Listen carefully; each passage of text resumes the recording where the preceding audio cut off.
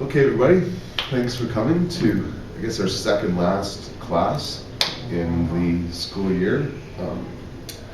This week's lecture is on medicinal cannabis in Canada, which covers a number of different topics, but there will be a few different parts that I won't be talking much about today. Last semester we did a class on Health Canada and the MMAR, and another class on the history of the Buyers Club. I don't really plan upon dealing with many of the things brought up then, but there's obviously, with every topic we talk about, an overlap from one subject to another. And so today's class, the history of medicinal cannabis in Canada, as I've called it, really the history of it in many ways has been unwritten and is unknown for the most part before this gentleman, Jim Wakeford, and oh gee, I haven't read his name lately, but I think his last name was Picard. Anyway, another individual was actually given an exemption 56 at the same time as Jim. Jim is the better known of the two. His fights with the government were very well known, and his lawyer, Alan Young, was able to successfully argue to the courts, I believe in 1998, that an exemption from the Controlled Drugs and Substances Act, which had just been brought into effect, could be given for the medical use of cannabis. I do not believe, and I'm not an expert in law, I should almost say that every class, but I do not believe that the old laws, the Narcotic Control Act, and whatever other law was put together to come up with the CDSA, I don't think it had this exemption process that Jim Wakeford opened up when the Controlled Drugs and Substances Act came into effect. And the exemption was really vague and not very good at all.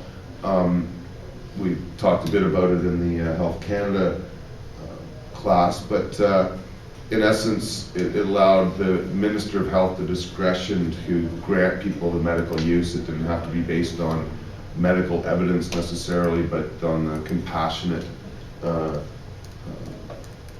use of the law. It was not successful.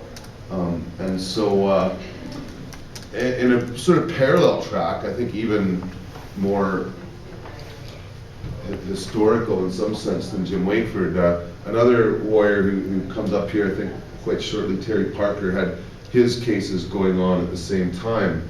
And so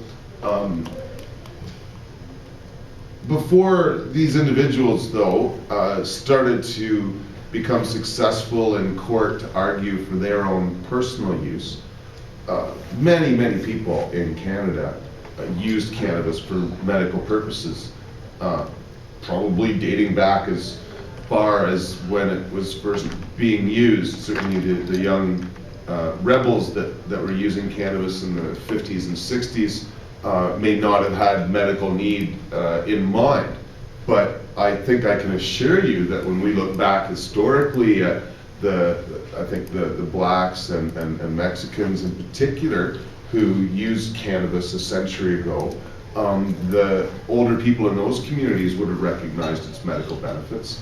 Certainly in the class on medical cannabis, it's nothing new. There's been tinctures and many things used for a long time. And sometimes people didn't know it was medicine. They started using it recreationally, or much like alcohol. And this is where it can get confusing, right? That people will use alcohol to kill the pain, right? And so becoming numb to pain for many people is something that cannabis is obviously good for. They don't understand all of the other benefits that are occurring that you're not conscious of: anti-inflammatory, muscle relaxing, and other antibiotic. I could go on, but anyway, many people used it. They started to grow their own. They started to help other people with it. And I guess in the mid-90s, people like myself started to start up what have become known as medical cannabis dispensaries. Often compassion clubs has been the term used, although I'm shying away from that personally.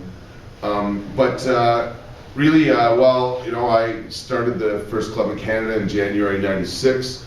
There is, I should say, a history of others doing it before me in an organized fashion. Although the group that existed in the Kootenays, I'm not sure yet, that was distributing in the 70s and 80s, if they had an official name and phone number, as much as they were just known to be compassionate helpers, and you just kind of got to know one of them. I don't know if they had pagers and pamphlets and such, and I'm not sure when that group stopped or why. It would be interesting to know. But I've also come to understand that there's, and has been possibly still, a group in Thunder Bay, Ontario, that's been working together in a similar way, predating my organization. I understand that was the first public group.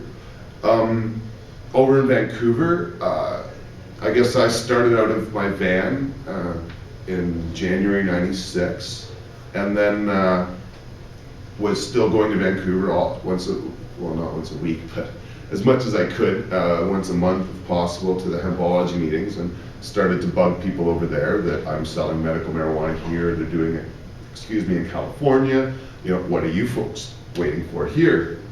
I eventually prodded my friend Teo to get a pager and a pamphlet, and worked with Hillary, who at the time was working in the back of Hemp BC and selling cannabis basically as manager of Hemp BC, but not really officially, but she'd just take you in the back with her backpack and scales if you were sick and help you out, but it wasn't a club as much as it was an individual in the back of the store. That persisted, I understand, for 9 or so months before Hillary decided that it was something that she was going to take much more seriously, but she wanted to see what was happening around the world, went to Europe for a while, went down to California, and came back up here in May 1997, and with some money from Mark Emery, got a store, opened up a Compassion Club in Vancouver. It has been known to be the flagship, as it were, medical dispensary in Canada, although I have an unfortunate issue with their claim to be the oldest Compassion Club in Canada, in that